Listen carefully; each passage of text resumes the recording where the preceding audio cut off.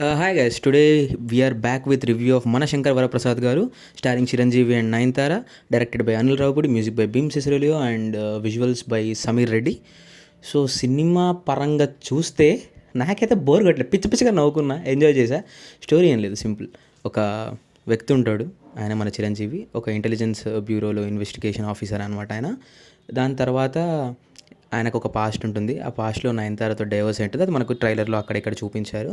దాని తర్వాత ఏం జరిగింది, మళ్ళీ వాళ్ళు కలిసారా లేదా, కలిసే పరిణామంలో జరిగిన కామెడీ ఏంటి, జరిగిన ఇష్యూస్ ఏంటి, వాటిని మన ఇంటెలిజెన్స్ ఆఫీసర్ ఎంత స్వాగ్తో, ఎంత స్టైలిష్గా, ఎంత కామెడీతో సాల్వ్ చేశారనేది మన సినిమా స్టోరీ. సినిమాలో అసలు మెయిన్గా లైక్ నార్మల్ స్టోరీ, రెగ్యులర్గా మనం కమర్షియల్ మూవీలో ఎట్లాంటి స్టోరీ ఎక్స్పెక్ట్ చేస్తాం అట్లాంటి స్టోరీ ఉంటుంది. బట్ అక్కడ ఉన్న కొన్ని యాంటిక్స్ కానీ, ఇంకా కొన్ని ఏమంటాం, కొన్ని సీన్స్ కానీ, అవన్నీ కూడా ఫ్యామిలీ ఆడియన్స్కి విపరీతంగా నచ్చే సీన్స్, చాలా రిలేట్ అయ్యే సీన్స్. సో నేను పోయిన థియేటర్లో ₹100 లైక్ ₹50 సీటింగ్లో కూడా మొత్తం ఫ్యామిలీస్ నిండిపోయారు. మీరు అర్థం చేసుకోవచ్చు.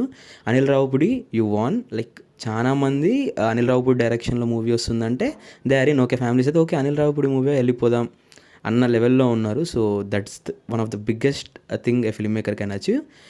ఇది కాకుండా సినిమా పరంగా చెప్పాలంటే మ్యూజిక్ బాగుంది, విజువల్స్ చాలా బాగున్నాయి. నేను ట్రైలర్లో చూసి అరే ఏంటి ఇట్లున్నాయంటే విజువల్స్ అనుకున్న, విజువల్స్ కూడా చాలా బాగుంది. ఫస్ట్ హాఫ్ లైక్ కేక కేక కేక కేక కేక ఉంటుంది, సెకండ్ హాఫ్ కొంచెం తగ్గినట్టు అనిపిస్తుంది.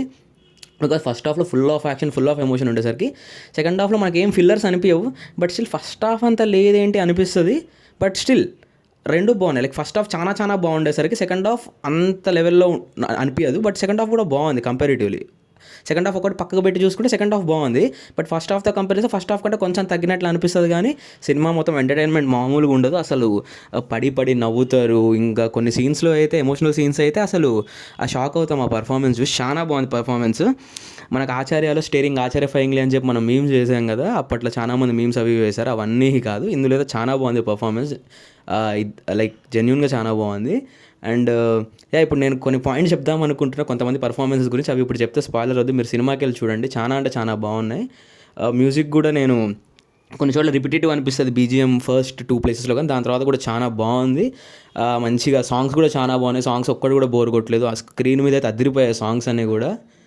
అండ్ సినిమా బాగుంది, వెళ్ళండి, ఫ్యామిలీతో వెళ్ళండి, అంతే. చాలా బాగుంది, మీరు మిస్ చేసుకోకండి. సంక్రాంతి టైంలో లాస్ట్ 20 minutes వెంకటేష్ క్యామియో ఉంటే 20 to 25 minutes ఒక బ్లాక్ ఉంటుంది. ఆ బ్లాక్ మొత్తం అసలు మామూలు ఎనర్జీగా, థియేటర్ మొత్తం అరుపులు, కేకలు, విజిల్స్, ఆ సాంగ్ కానీ అసలు కేక అసలు ఎక్కడ కూడా పేరు పెట్టడానికి లేదు. ప్రాపర్ సినిమా, ప్రశాంతంగా వెళ్ళండి, పండగ ఎంజాయ్ చేసేయండి. That's it. మళ్ళీ మనం భరత మహాశైలకు విజ్ఞప్తి, నారి నడుమ మురారి, ఇంకా చాలా మూవీస్ ఉన్నాయి. వాటి అన్ని రివ్యూస్ కూడా ఇవ్వాలంటే నాకు కూడా డబ్బులు కావాలి. నాకు డబ్బులు రావాలంటే మీరు సబ్స్క్రైబ్ చేసుకోవాలి ప్లీజ్. మీకు రివ్యూస్ కావాలంటే ప్లీజ్ సబ్స్క్రైబ్ చేసుకోండి, నాకు వేరే ఆప్షన్ లేదు. Okay, thank you. See you all in next video. By.